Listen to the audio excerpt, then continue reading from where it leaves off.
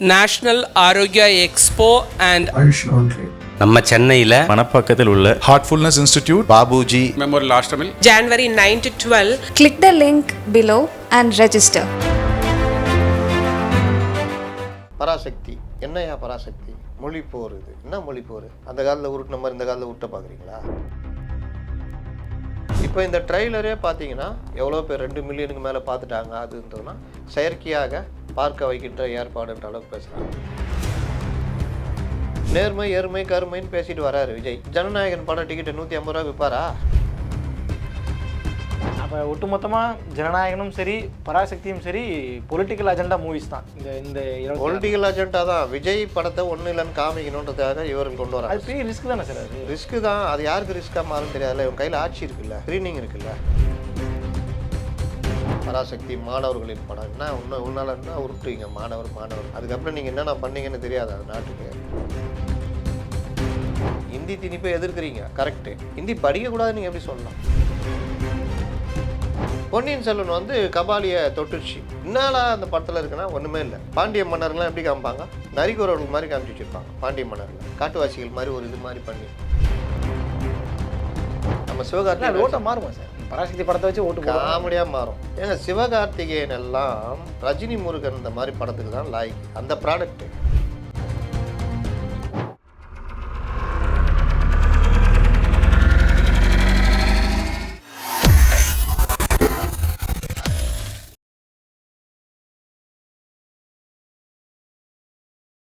ஐத்தமிழ் நேயர்களுக்கு வணக்கம். இன்றைய நேர்காணலில் நம்மோடு இணைந்திருக்கிறார் ஜேர்னலிஸ்ட் முத்தலீஃப் அவர்கள். பல்வேறு அரசியல் நிகழ்வுகள் குறித்து நம்ம பேச இருக்கோம். வணக்கம் சார். வணக்கம் சார். 2 முக்கிய பிரச்சனைகள் இல்லை 2 முக்கிய படங்களை பற்றிய அறிவிப்பு. ஒன்று வந்து பராசக்தி, மொழிப்போருக்கு சம்மந்தப்பட்ட ஒரு படம். இன்னொன்று ஜனநாயகன். அது என்னன்றது உங்களுக்கே தெரியும். ஜனநாயகன் விஸ் பராசக்திங்கிற மாதிரி ஒரு டேர்மில் கொண்டு போயிட்டு இருக்கீங்க சார். உண்மையிலே 2 பேரையும் விசஸ் வச்சு தான் பார்க்கணுமா? இவனுக்கு அவங்க எதிரியாகிறாங்க மாதிரி தான் பார்க்கணுமா? இது என்ன? ஜனநாயகன் இவருடைய கடைசி படம், விஜய் படம் அப்படின்றதுனால அது ஒரு முக்கியத்துவம் பெறுது. ஜனநாயகனில் வந்து எம்ஜிஆர் மாதிரி அரிய பல கருத்துக்களை அவர் சொல்லுவார்கள்னு எதிர்பார்க்குறாங்க. அது ஒரு பாலையா படத்துடைய ரீமேக்கு. பல காட்சிகள் அப்படியே இருக்குன்னு ட்ரெய்லர் பார்த்துட்டு பொண்ணை அப்படியே டீகோட் பண்ணி விட்டாங்க. இவர் எதுவும் அதில் எம்கேடி ஏதோ பேர் போல். இதில் தளபதி வெற்றி கொண்டாங்க. டிவிக்கே தான். டிவிகேன்னு பேரை வச்சுட்டு ஊட்டிகிட்டு இருக்கிறாங்க. இதை தாண்டி ஒரு ஹெச் வினோத்னு ஒரு டைரக்டரை வச்சுட்டு வேறு என்ன பண்ண முடியும்? கொள்கை மூலகமாக பண்ண முடியும். அப்போ இவருக்கும் என்ன நாலேஜ் இருக்கும்? அந்த படத்தை வந்து அதை தாண்டி ஜீப்பு பறக்கிறது, கத்தி குத்துறது, இதே வன்முறை காட்சி தான் அந்த படத்தில் இருக்கும். இதுக்கு போட்டியாக பராசக்தின்னு உருட்டுறான். இது ரெட் ஜெயண்ட் ரிலீஸ் போல். பராசக்தி டான் பிக்சர்ஸ் எடுத்து red giant Inban Udhayanidhi sir அப்படியே போயிட்டே இருக்க வேண்டியதான். அப்போது இந்த விவகாரத்தில் வந்து பராசக்தி என்னையா பராசக்தி மொழி போர் இது என்ன மொழி போர்? அந்த காலத்தில் உருட்டின மாதிரி இந்த காலத்தில் உருட்ட பார்க்குறீங்களா? இப்போல்லாம் அதெல்லாம் ஒன்றுமே நடக்காது. ஏன்னா 65களில் தேசிய கல்விக் கொள்கை முதலாக கொண்டு வராரு லால் பகதூர் சாஸ்திரி. அப்போ தாய்மொழி, தொடர்பு மொழி ஆங்கிலம், 3வது மொழி ஹிந்தி கட்டாயம் அப்படின்னு அதில் வருது. அப்போ தான் அதை எதிர்க்கிறாங்க அவங்க. அதுவே அயோக்கியத்தனம். 2 மொழி இருக்குல்ல, தாய்மொழி தமிழ், ஆங்கிலம் இருக்குது. 3வது மொழி ஹிந்தி கட்டாயம்னால அப்படியே கற்றுக்கிட்டாலும் ஒன்றும் பெருசாக ஒன்றும் இதாக போகிறது. இவர்கள் அதை அரசியலாக்குனாங்க. ஹிந்தி திணிப்புன்னு அரசியலாக்குனாங்க. சரி, ரைட், கரெக்டு, ஹிந்தி திணிப்புப்பா. இதை வச்சு ஆட்சியும் முடித்தாங்க. அதில் பல பேர் தீக்குளிச்சு உயிர் நீத்தார்கள். இதெல்லாம் நடந்தது. அதற்கு பிறகு அந்த மொழி கொள்கையில் பல மாறுதல்கள் வந்தது. ஆனால் இவர்கள் ஆட்சிக்கு வந்தோன்னா இருமொழி கொள்கைன்னு அறிவித்தாங்க. எது? ஆங்கிலம் தமிழ் தாய்மொழி, ஆங்கிலம் தொடர்பு மொழின்னு இருமொழி கொள்கை அண்ணா காலத்தில் அறிவிக்கிறாங்க. அதை அறிவித்த இடத்துலையே தமிழை பிரதானப்படுத்துறீங்கன்னா இன்னை வரைக்கும் படுத்தலை. இன்னை வரைக்கும் அரசாணைகள் ஆங்கிலத்தில் தான் இருக்குது. டெண்டர்லேருந்து எல்லாமே ஆங்கிலத்தில் தான் இருக்குது. அப்போ நீங்கள் இதே பக்கத்தில் கர்நாடகா போங்க, கேரளா போங்க, தமிழில் அவங்க மொழியில் இருக்கும். கர்நாடகாவில் கன்னட மொழியில் இருக்கும், அவங்க மலையாள மொழியில் இருக்கும். அங்கே நீங்கள் ஆங்கிலத்தையே பார்க்க முடியாது. அந்த அளவுக்கு நீங்கள் தமிழ் வாழ்க்காதுன்னு உருட்டுனீங்க, எதுவும் நடத்தலை. அதற்கு அடுத்து இந்த விவகாரம் வழக்காடு மொழியாக தமிழை கொண்டு வருவோம் நீங்கள் நீதிமன்றங்களில். அதையும் எந்த இதையும் பண்ணலை. ஆனால் இத்தனை ஆண்டுகளில் இவர்கள் தமிழுக்காக செய்தது என்னென்னா, தமிழை ஒழித்து அந்த இடத்துல தங்கிலீஷை கொண்டு வந்து தமிழ்ன்றது இல்லாமல் போயிடுச்சு. 2வது தமிழ் கட்டாயம்ன்றதை எங்கேயுமே இவங்க பெருசாக இது பண்ணல. 3வது விஷயம், மும்மொழி கொள்கைன்றது அரசு சார்ந்த பள்ளிகளுக்கு மட்டும்தான். அதாவது ஏழைகள் நடுத்தர மக்கள் படிக்கிற பள்ளிகள் தான். தனியார் பள்ளிகள் சிபிஎஸ்சி, இன்டர்நேஷ்னல் ஸ்கூலு, மற்ற பள்ளிகளில் வந்து 3 மொழி இருக்கும். அப்படின்னா இது ஒரு பெரிய பயாஸ் தானே, வேற்றுமை. இது வந்து ஒரு குறிப்பிட்ட செக்ஷனு வாழ்நாள் முழுவதும் தலைமுறையாக 3வது மொழி கற்றுக்க கூடாதுன்றது இவருடைய ஆதிக்க புத்தி தானே. ஹிந்தி திணிப்பை எதிர்க்கிறீங்க, கரெக்டு. ஹிந்தி படிக்கக்கூடாதுன்னு நீங்கள் எப்படி சொல்லலாம் அப்படின்ற கேள்வி வைக்கிறவங்கள இவர்கள் வேறு மாதிரி போர்ட்ரேட் பண்ணுறது. இது ஒன்று.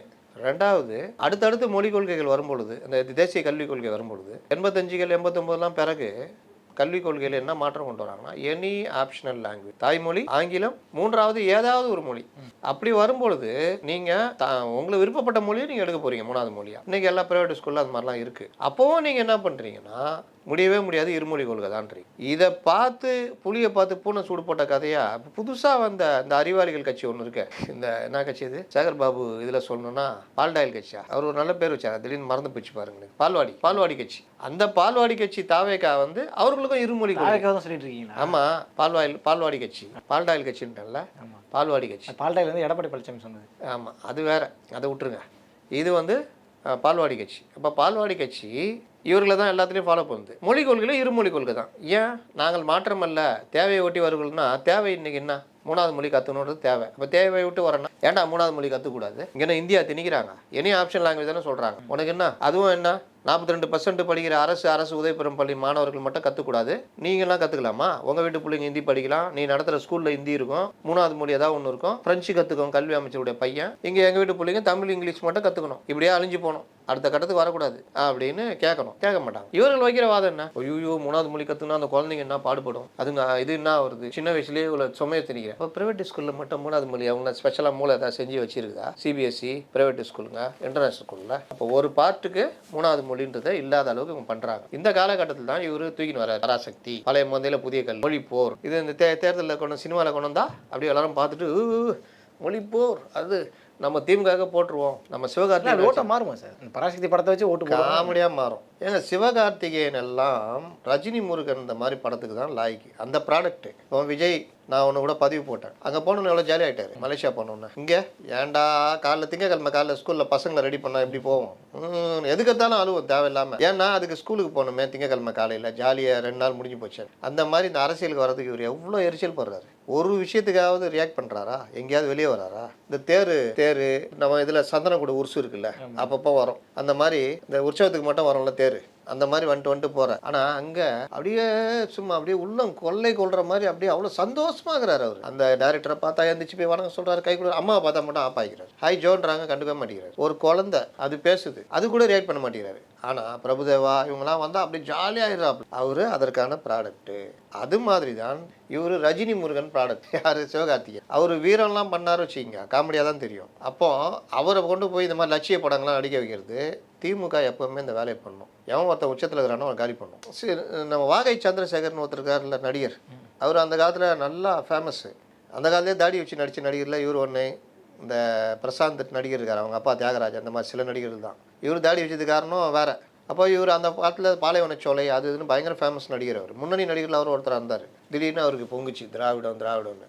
நான் யாராவது கலைஞருடைய தூக்கு மேடைன்னு ஒரு நாள் நடித்தார், அதோட ஊற்றி மூட்டாங்க. அதுக்கப்புறம் சைடு ரோலு. அப்பா சங்க அலுவலகம் வரைக்கும் போயிட்டு வரேன்பா, இந்த படம்லாம் பார்த்தீங்கன்னா தெரியும், இந்த சம்சாரம் அது மின்சாரம் அந்த மாதிரி போயிட்டார். அப்புறம் ஒன்றும் இல்லாமல் போனார். வடிவேலு எப்படி பயன்படுத்தினாங்க வடிவேலு, அப்புறம் ஒன்றும் இல்லாமல் போனார். இந்த மாதிரி பலரையும் சார் பொன்னர் சங்கர் படம், பலரையும் இவர்கள் தங்களுக்கு தேவைன்னா பயன்படுத்திக்கிட்டு ஒன்றும் இல்லாமல் காலி பண்ணுறாங்க. இந்த சாயம் பூசினால அதுக்கப்புறம் கண்டமாயிடுவாங்க. இப்போ அடுத்த ஆட்சியாக மாறுது வச்சுக்கிங்க, சிவகார்த்திகேயன் எப்படி பார்ப்பாங்க? உங்களுக்கு எதுக்கு இந்த தேவையில்லாத வேலை, அவங்களோட ப்ராடக்ட்ன்ற மாதிரி. உங்களுக்கு எதுங்க தேவையில்லாத வேலை? ஏதோ ரஜினி முருகனா அதுவும் ஏதோ நடிச்சு பண்ணி நடுவில் மாவீரன் ஏதோ பண்ணி பார்க்குறீங்க, உங்களுக்கு சுட்டு போட்டாலும் இந்த இது வராது. ஆக்ஷன் ஹீரோன்றது தனி, அது உங்களுக்கு இயல்பாகவே சின்ன. நீங்கள் வில்லனாக இருக்கும் போதே ரஜினி ஆக்ஷன் ஹீரோ. ஏன் அவரை பிடிக்கும்னா ஒரு மாதிரி இருக்கும் அவர் ஆக்ஷன் எல்லாமே. அப்புறமா ஒரு ஹீரோவாக வரும்போது ஆக்ஷன் ஹீரோன்றப்போ வேறு மாதிரி.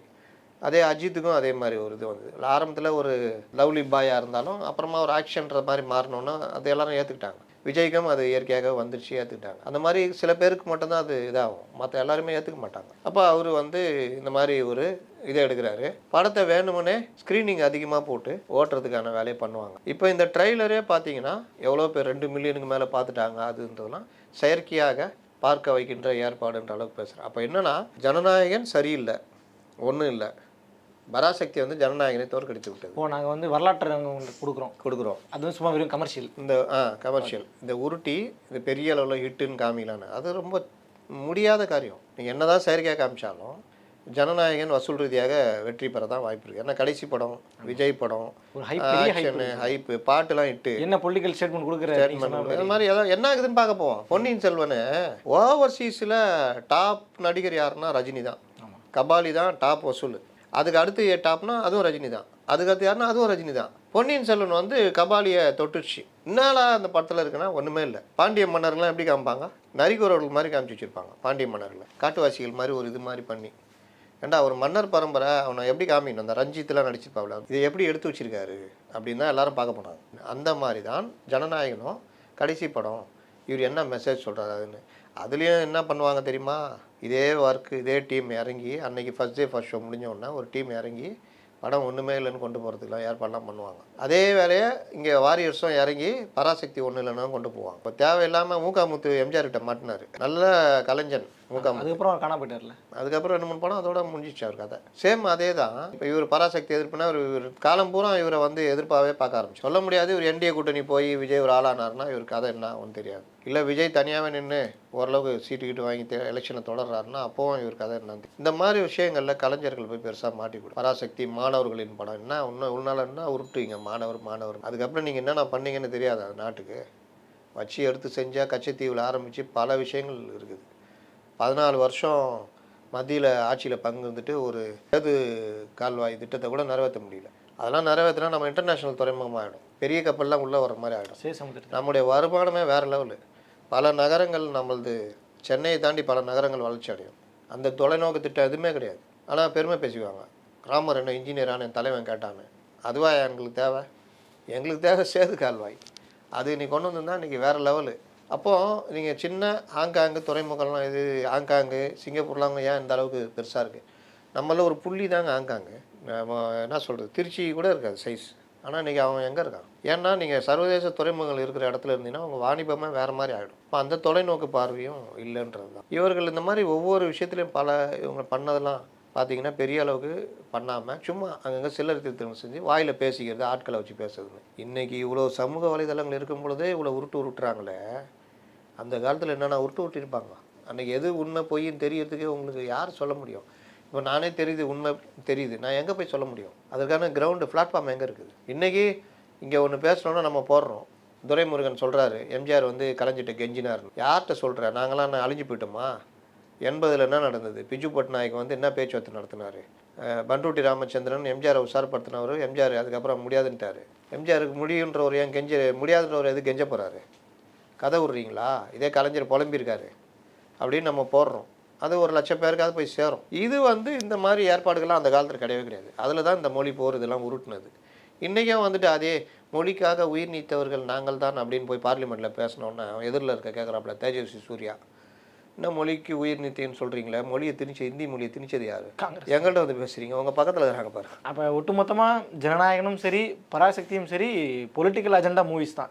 இந்த பொலிட்டிக்கல் அஜெண்டா தான். விஜய் படத்தை ஒன்றும் இல்லைன்னு காமிக்கணுன்றதுக்காக இவர்கள் கொண்டு வராங்க. அது பெரிய ரிஸ்க் தானே சார்? அது ரிஸ்க்கு தான். அது யாருக்கு ரிஸ்க்காக மாறும் தெரியாதுல்ல. இவங்க கையில் ஆட்சி இருக்குல்ல, ஸ்க்ரீனிங் இருக்குல்ல. நீங்கள் இப்போ ரெட் ஜெயண்ட் மூவிஸ் இறக்குறாங்கன்னா அவங்க ஸ்க்ரீன் இப்போவே புலம்புறாங்கல்ல, ஸ்க்ரீன் தர மாட்டேங்கிறாங்க, ஸ்க்ரீன் கிடைக்கலன்னு. சின்ன சின்ன படங்களுக்கு கொடுக்க மாட்டாங்க, ஜனநாயகம் மாதிரியான படங்களுக்கு கொடுக்க மாட்டாங்களா? அது பார்ப்போம். கொஞ்சம் தனியாக காட்டுராஜாவை இறங்கி போகிறது இப்படி இறங்குறது. 2000 ஸ்க்ரீனு 1000 ஸ்க்ரீனுக்கு மேலே பராசக்தி பிடிச்சி வச்சுக்கோங்க, ரெடி பண்ணி வச்சுட்டாங்க வச்சுக்கோங்க. நீங்கள் 1000 தானே போட்டி போட முடியும். 1000மே இல்லை, 2000ம் ஜனநாயகன்னா படம் படம் நல்லா இல்லாததுக்குள்ளே 2000 ஸ்க்ரீனில் பார்த்துருப்பானுங்க. 3 காட்சி 6000 ஸ்க்ரீனு. இதெல்லாம் எப்படின்னா அந்த காலத்தில் 150 தேட்டர் இருக்கும் தமிழ்நாடு ஃபுல்லாகவே. 100-150 தேட்டர். அதில் ஒரு 50 தேட்டரில் எம்ஜிஆர் படம் வரும். மற்றவங்க படம்லாம் 5 தேட்டர் 10 தேட்டர். 50 படம் எம்ஜிஆர் படம் படம் வருதுன்னா 50 தேட்டரில் 3 காட்சினா எவ்வளோ? 3 5 150. 150 10 நாள் ஓடினா 1500. அப்போ 20 நாள் ஓடினா 3000. இன்னைக்கு 2000 ஸ்க்ரீனு 3 காட்சி. 3 காட்சியா 4 காட்சி கூட ஓடுது.